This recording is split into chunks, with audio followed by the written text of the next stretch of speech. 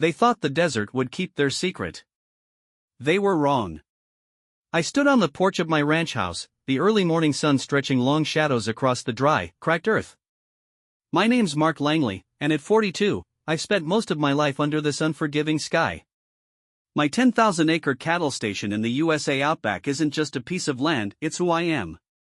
Every inch of it, from the rolling hills covered in scrub to the wide pastures where my herd grazes, is etched into my bones.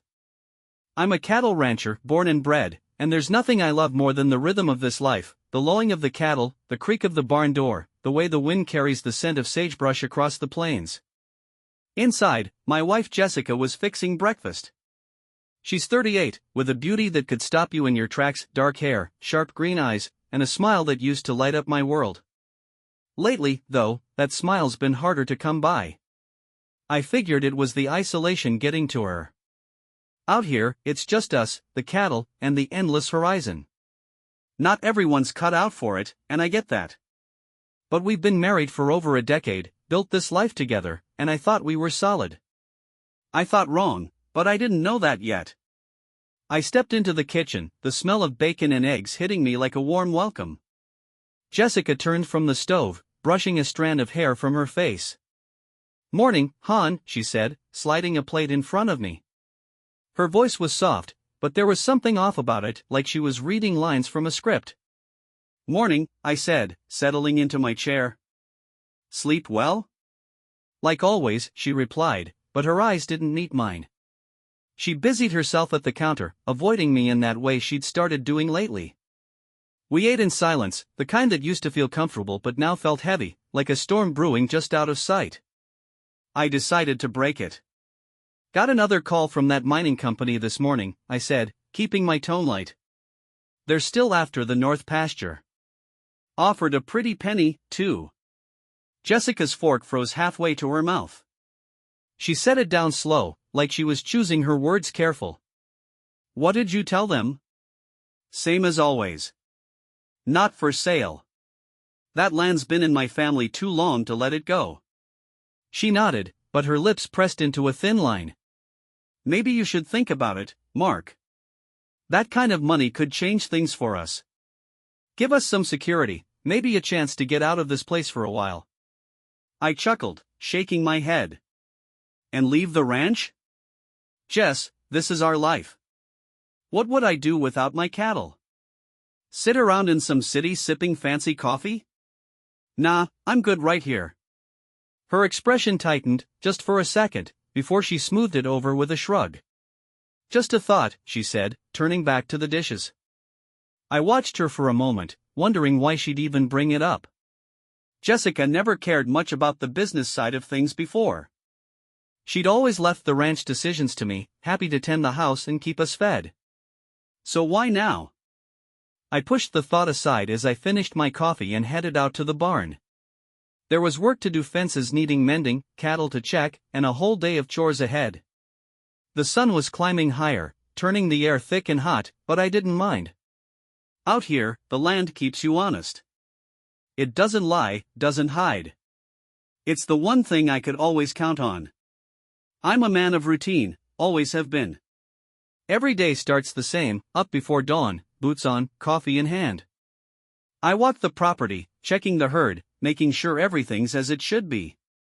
My ranch hands, good folks who've been with me for years, were already at it when I got to the barn. We traded nods, a few words about the day's tasks, and got to work. They respect me, not because I'm their boss, but because I'm out there with them, knee-deep in the dirt. That's how I run things, lead by doing, not just talking. The Langley Ranch isn't just a job. It's a legacy. My granddad staked this claim, my dad built it up, and now it's mine to keep going. I've poured everything into it, sweat, time, heart. There's a pride in that, a satisfaction you can't buy. Standing there, watching the cattle move across the pasture, I felt that familiar swell in my chest. This was my place, my purpose. But as I worked, my mind kept drifting back to Jessica.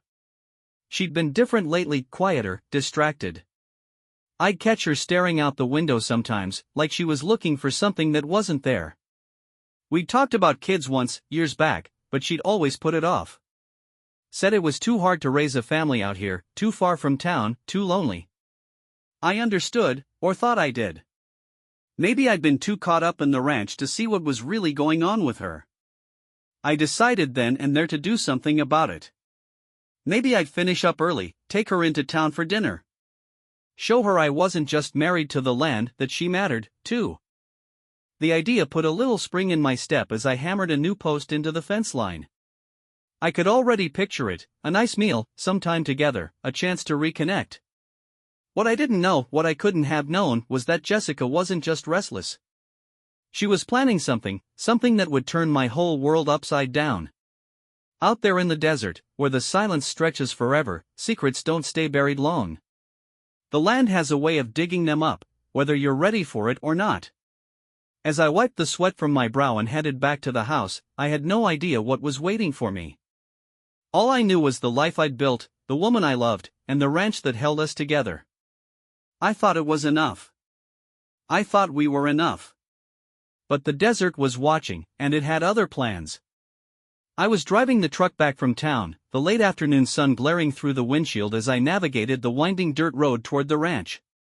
My hands rested loosely on the steering wheel, but my thoughts were tangled up in Jessica's odd behavior over the past few weeks, her distracted glances, the way she'd been pushing me to consider selling part of the land, something she'd never cared about before.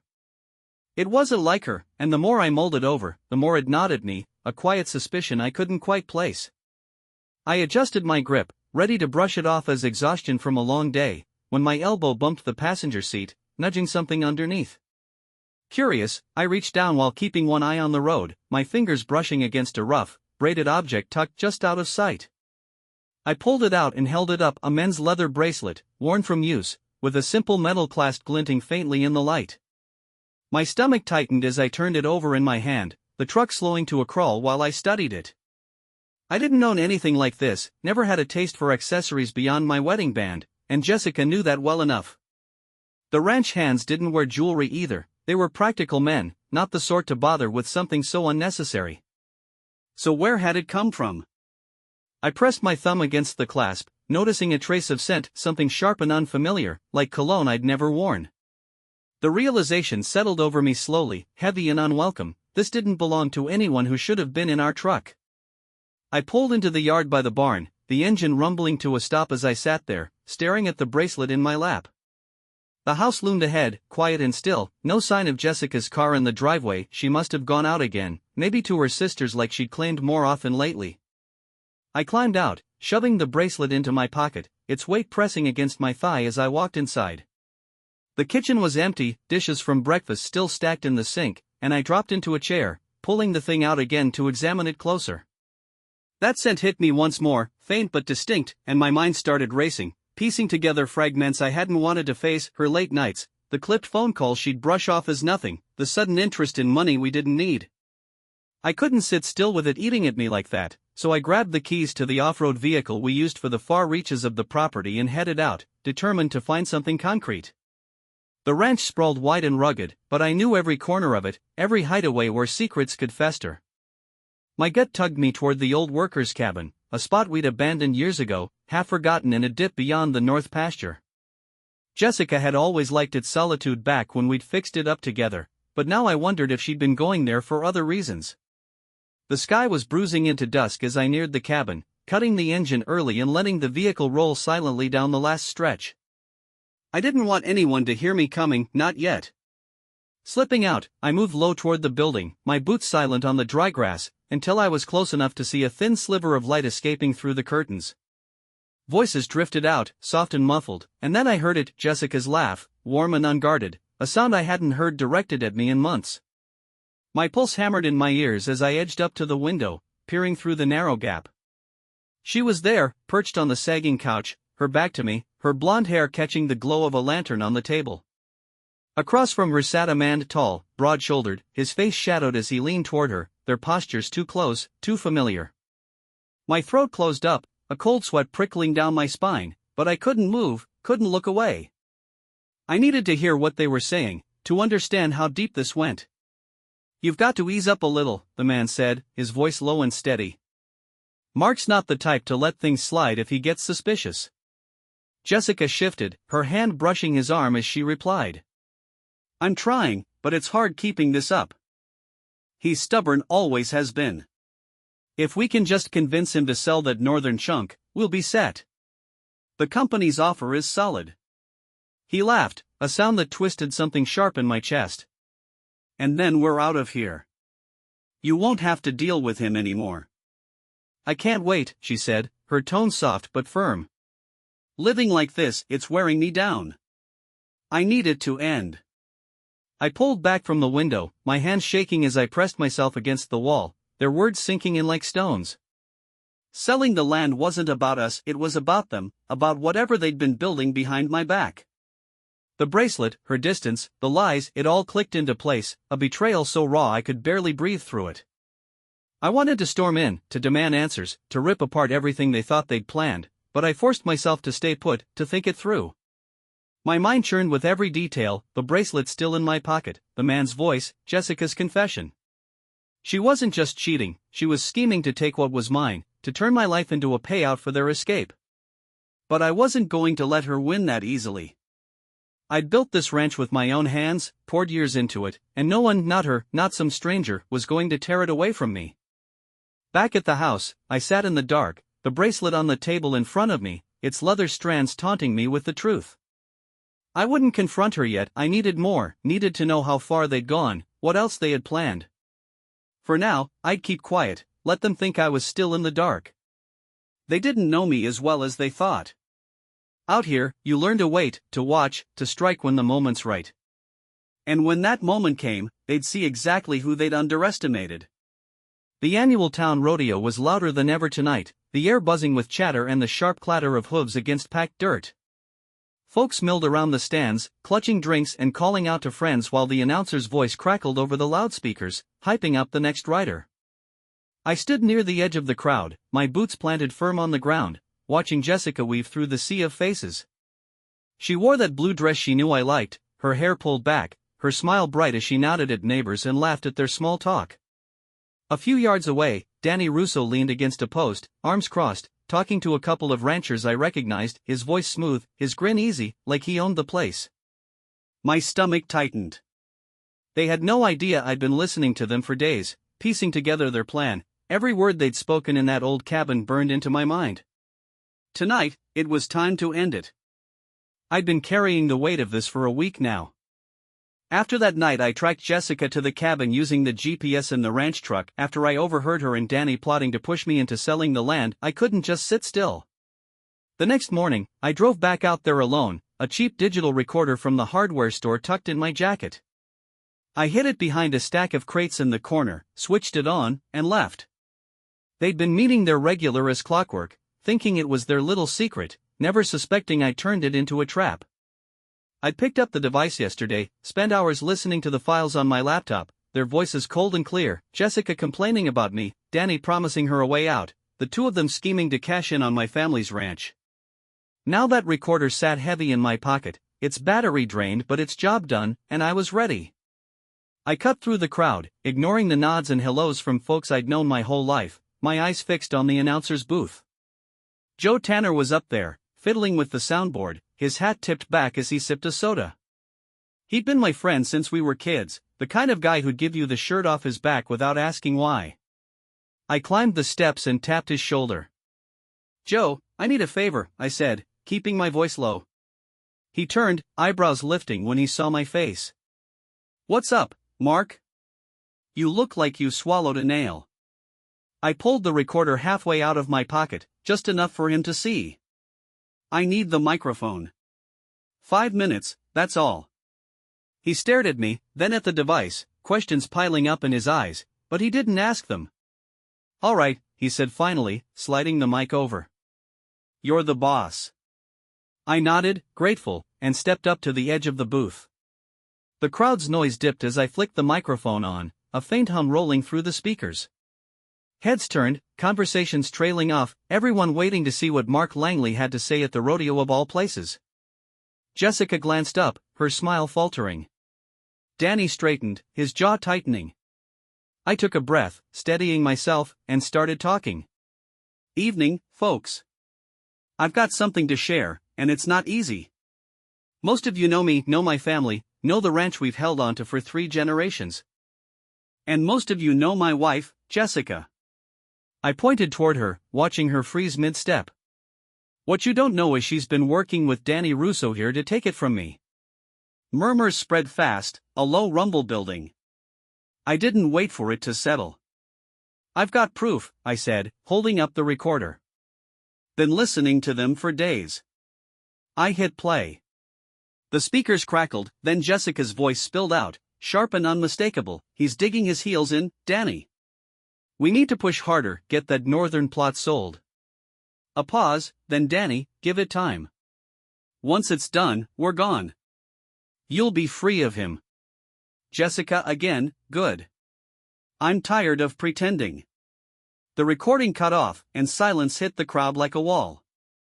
Faces turned to Jessica, then Danny, then back to me. Jessica's hands flew to her mouth, tears already pooling, while Danny's eyes darted around, looking for an exit that wasn't there. I gripped the mic tighter. That's my wife, I said, planning to sell my land out from under me with a man she's been sneaking off with. I trusted her. Loved her. And this is what she's done. Jessica shoved forward, her voice breaking as she yelled up at me. Mark, stop, please, I didn't mean it like that. I shook my head, cutting her off. Don't, Jessica. I heard every word. You've been lying to my face, thinking I'd never figure it out. She stumbled back, sobbing now, but I wasn't done. I turned to Danny, who'd gone red, his fists clenched like he wanted to charge me. And you, I said, I've already called the sheriff about those side deals you've been running. They're digging into your books as we speak. His mouth opened, then shut, his bluff called. The crowd shifted, whispers turning to stares, and I felt the weight of their eyes on all 3 of us. I set the mic down, my hands steady for the first time in days. Jessica, we're through, I said, loud enough for her to hear over her crying. I'm filing for divorce tomorrow. The ranch stays mine, my family's name's on it, not yours. You get nothing. She wailed something I couldn't make out, but I didn't stop to listen. I looked at Danny one last time. You'd better hope the law's kinder than I am. Then I stepped off the platform, Joe clapping my shoulder as I passed. The crowd parted, folks muttering their shock, some nodding my way like they approved. I kept walking, past the lights and the noise, until I hit the open air beyond the grounds. My chest ached, but my head was clear. I'd lost a wife, maybe a piece of myself, but I'd held on to what mattered. The ranch was safe. I was free. The morning after the rodeo, I woke up before the sun climbed over the horizon, the house around me silent and undisturbed because Jessica hadn't bothered coming back, which didn't surprise me in the slightest since her world had unraveled in front of the entire town just hours ago. I brewed a pot of coffee, settled at the kitchen table with the bitter steam rising into my face, and stared at the stack of papers I'd been collecting over the past week, including the conservation trust agreement that secured my ranch, the divorce petition I'd had ready, and a USB drive packed with every damning word Jessica and Danny had spoken in that cabin, all of it proof of their scheme. Today wasn't about licking wounds or dwelling on what they'd done, it was about taking every step necessary to bury their plans for good and make sure Jessica walked away with nothing but the shame she'd earned. I drove into town as the sky lightened, the streets still quiet with only a few early risers shuffling around, and pulled up outside my lawyer's office on Main Street, where the sign Harding Law hung above the door of a modest brick building that had seen my family through more than a few messes over the years. Tom Harding, a man who didn't waste time on small talk unless it mattered, greeted me with a handshake that felt like an anchor and a glance that told me he'd already heard about the rodeo, probably from half the town by now. "Rough night, Mark?" he asked, his voice steady but carrying a hint of something that might have been sympathy if he were the type to show it outright. "You could say that," I answered, dropping into the chair across from his desk, ready to get this over with because dragging it out wouldn't change what needed doing. "I want to file for divorce, Tom, and I want it done today." He nodded without hesitation, reaching for a folder he'd clearly prepared ahead of time, and spread the papers out between us like a map to my freedom. "Given what you've told me over the phone, this should be clean," he said, tapping the top sheet with his pen. "The ranch came from your folks before you ever met Jessica, so it's separate property under the law. She can't touch it no matter what she tries to pull." "That's what I figured," I said, feeling the first real breath of relief I'd had in weeks, knowing that piece of land every acre I'd sweated over was still mine and always would be. I just need it locked down tight. We'll get the petition filed with the court this morning, Tom replied, sliding the documents my way for a signature I was more than ready to give. No kids, no shared property beyond what's in the house, and with that trust deal you finalized yesterday, it's as good as done unless she decides to contest it, which she might after that scene you pulled at the rodeo. She can contest it all she wants, I said, my voice hardening as I scrawled my name across the line, the pen digging into the paper a little deeper than necessary. I've got everything I need to prove she's been cheating and trying to scam me out of what's mine. Tom's eyebrow lifted slightly, and he leaned forward, resting his elbows on the desk. Those recordings you mentioned last week? Right here. I pulled the USB drive from my pocket and slid it across to him, watching his face as he took it without a word. It's got Jessica and Danny laying out their whole plan, every lie they thought I wouldn't catch. He plugged it into his computer, clicked a file, and let the audio play for a minute, Jessica's voice cutting through the room clear as day. Once he signs off on the northern section, we're golden, Danny's got the buyers lined up. Then Danny, smug and careless, and we're gone before he even knows what hit him. Tom stopped it there, his mouth set in a grim line, and pulled the drive out with a decisive tug. This isn't just leverage for the divorce, he said, holding it up. This is enough to get them both in real trouble, criminal trouble, if you want to push it. I've been thinking about that, I said, leaning back in the chair and crossing my arms, the weight of the decision settling in my gut. Divorce comes first, get that moving now, but Danny's been messing with more than just me, bribing ranchers, faking land surveys, and I've got it all on there, I want the law on him too.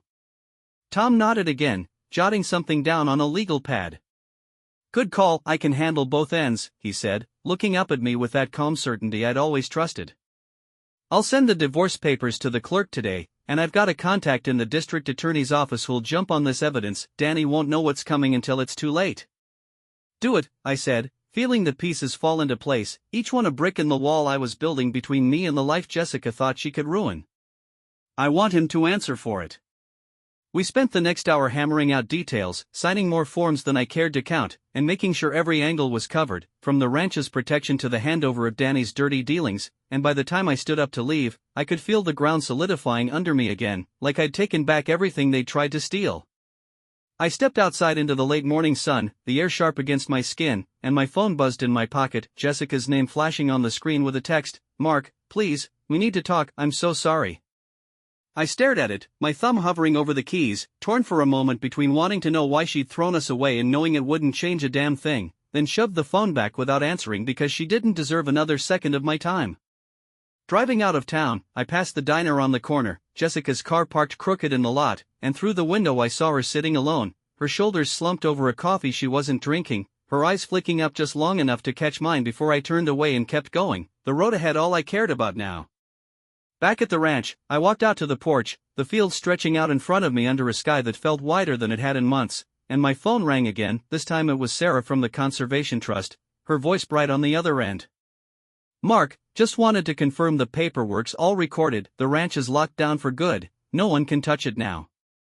Thanks, Sarah, I said, a real smile breaking through for the first time that day. That's exactly what I needed to hear. You've done something big here, she said, and I could hear her pride through the line. This land's safe forever because of you. We talked for a few minutes, tying up loose ends, and when I hung up, the sheriff called almost immediately, his gruff voice cutting through the quiet.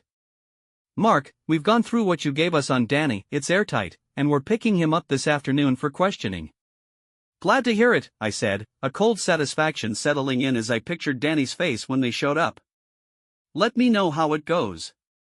You got it to take care, he said, and the line went dead, leaving me standing there with the sun sinking low, the ranch glowing in its light, knowing Jessica's dreams were crumbling and Danny's schemes were about to land him in a cell, all while I held what mattered most, untouchable in mine. After the chaos of the rodeo faded and the legal steps were underway, I found myself alone on the ranch, surrounded by the stillness that had once brought me peace. I sat on the porch where Jessica and I had spent so many evenings together, staring out at the land that stretched endlessly before me, grappling with the weight of everything that had happened. But as time passed, that anger softened into a deep sadness, a quiet ache for the years we had shared and the plans that would never come to pass. I kept asking myself how I hadn't seen it coming, how I had missed the distance growing between us, and whether I could have done something to stop it. Eventually, though, I started to accept that what was done couldn't be undone, and I had to decide what came next for me, starting with one last conversation with Jessica to put it all behind me. The sound of tires on gravel broke the morning quiet, pulling me from my thoughts as Jessica's car rolled into view. She climbed out, looking worn and fragile, her eyes swollen and her steps uncertain as she approached the porch. "Mark," she said, her voice shaky and low, "can we talk?" I gave a slight nod and pointed to the chair beside me, watching as she sat down carefully, her hands twisting together in her lap. "I don't even know how to begin," she started, staring at the wooden boards beneath her feet. "I'm so sorry, Mark. I never wanted things to turn out like this." "Sorry doesn't fix it, Jessica," I said, keeping my tone even despite the pain clawing at me. "You went behind my back with Danny and planned to take everything I've worked for." She winced, tears spilling down her face as she struggled to meet my eyes. "I know I messed up, and I hate myself for it. I was miserable here, Mark, feeling stuck and cut off from everything. Danny came along and made me feel like there was a way out, a chance to start over. But I see now how wrong I was." Her words sounded empty to me, like a script she'd rehearsed but didn't believe. "You could have told me you were unhappy," I said, feeling the anger flare up again. "We could have figured it out together, but you chose to lie and scheme instead." "I was afraid," she murmured, barely audible. "Afraid of how you'd react, afraid of losing you. And then I lost you anyway." I exhaled slowly, forcing myself to stay calm even as her excuses piled up. "Jessica, I gave you everything I had. I would have fought for us if you'd given me the chance. But what you did crosses a line I can't come back from." She reached for my hand, her fingers trembling, but I drew back, unwilling to let her close that gap. "Please, Mark, let me make it right. We can try again, build something new." I shook my head, my mind already settled. "No, Jessica. It's done. The divorce papers are filed, and the ranch is safe from you and Danny. You're not getting anything from it." Her face collapsed, and she broke into heavy sobs, her shoulders shaking as she tried to speak. "I don't want the money, Mark. I just want you back." I didn't buy it, not after hearing the recordings that laid bare her real intentions with Danny, their plan to cash out and leave me with nothing. "That's not true, and we both know it," I said, my voice firm and final. "You picked your path, and now you have to deal with the consequences." She stood up, unsteady on her feet, wiping at her eyes as she looked at me one last time. "I'll always love you, Mark. I hope someday you can forgive me." I stayed silent, watching her walk back to her car and drive off, the dust kicking up behind her until she was out of sight. When the noise of her departure faded, a strange calm settled over me, the tension I'd been carrying starting to ease. Talking to her had hurt, but it had also given me the closure I needed, letting me face the betrayal head-on and come out the other side ready to move forward on my own.